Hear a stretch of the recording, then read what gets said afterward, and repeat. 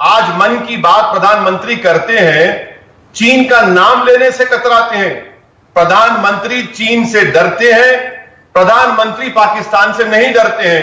प्रधानमंत्री ने उरी में जब हमला हुआ था, हमारे 16 जवान मारे गए, तो हमने सर्जिकल स्ट्राइक किया। पुलवामा हुआ तो आपने बालाकोट किया।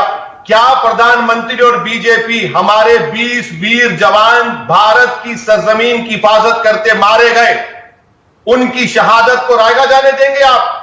बताइए शाहनवाज साहब, वो जो जवान 20 मारे गए, वो भारत की टेरिटरी पर मारे गए थे या नहीं मारे गए थे? अगर नहीं मारे गए तो फिर आप चीन की तारीफ कर रहे हैं, आप चीन की मदद कर रहे हैं।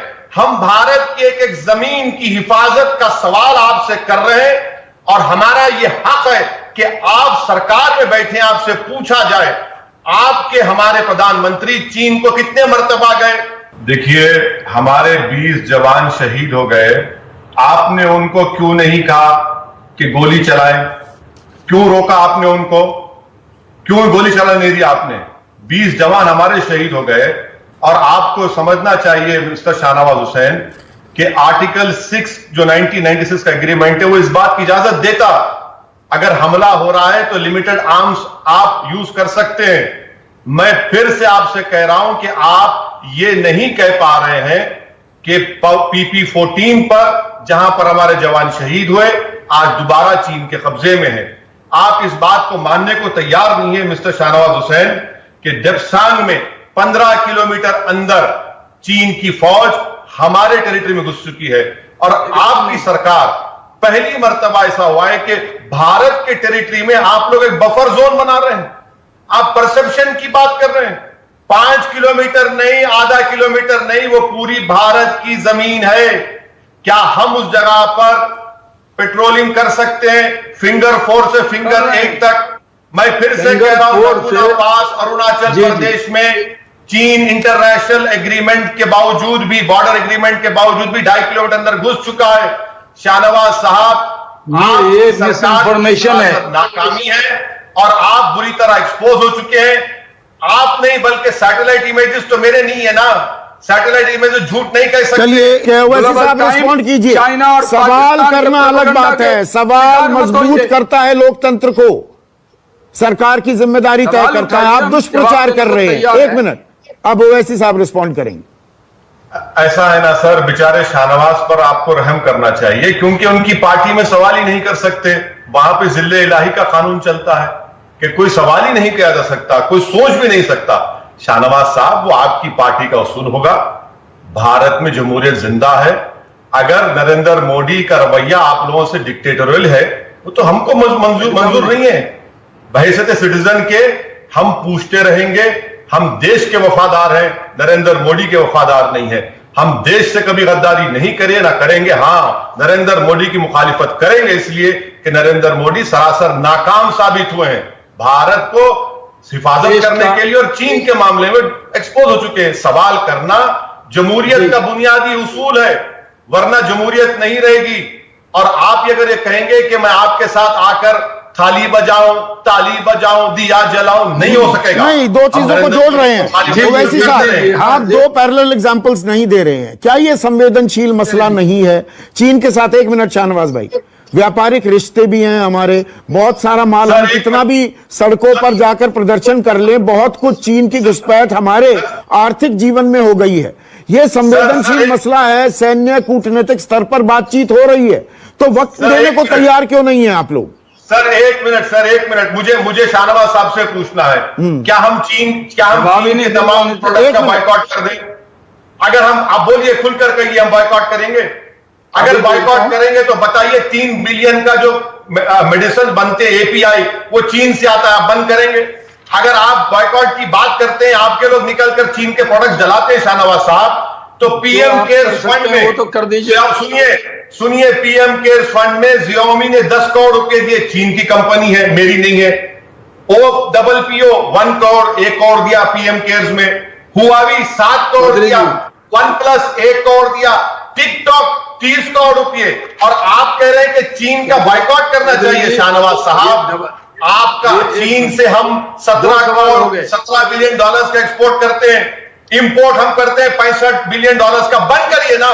मैं आपको बताना चाह रहा हूं कि जब हमारे 20 जवान शहीद होने के बाद मोदी सरकार ने कहा कि अब हमने अपनी सेना को पूरे इख्तियारात दे दिए, इसका मतलब क्या है कि आपने इख्तियारात नहीं दिए थे सेना को, जिसकी वजह से उन 20 जवानों की मौत हुई। उन मौत की जिम्मेदार ये मोदी सरकार है। और मैं फिर से कह रहा हूं, शाहनवाज साहब आप पढ़ के नहीं आए आर्टिकल सर, हमने जो 1990, देखिए आप जो बोले थे नहीं बोला मैं,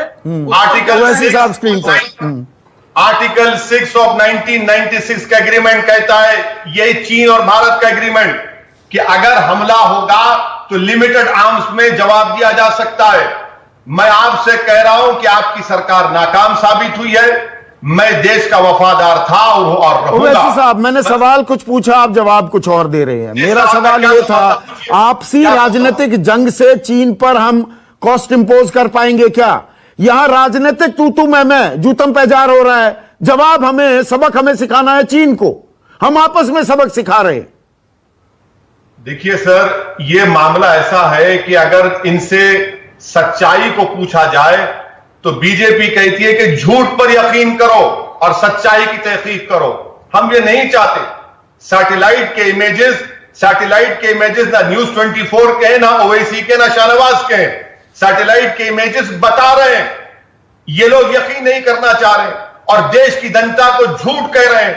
जब अगर नहीं घुसे तो फिर हमारे जवान कैसे मारे गए, और अगर घुसे तो फिर अगर नहीं वहां पर नहीं है तो फिर सैटेलाइट इमेजेस ये क्यों बता रहे हैं? रहा सवाल के चीन का बायकॉट करने का, चलिए भारत सरकार एक डिसीजन ले ले। मैं आपसे कह रहा हूं कि आज पहली मर्तबा आज भारत और चीन जंग के करीब पहुंच चुके हैं। ऐसे हालात वहां पर पैदा हो चुके हैं। आप समझ नहीं रहे कि ले से 100 किलोमीटर पर पीओके में चीन के एयरफोर्स वहां पर लैंड कर चुकी है। हम ये कह रहे हैं कि सरकार को होश की आंख ले।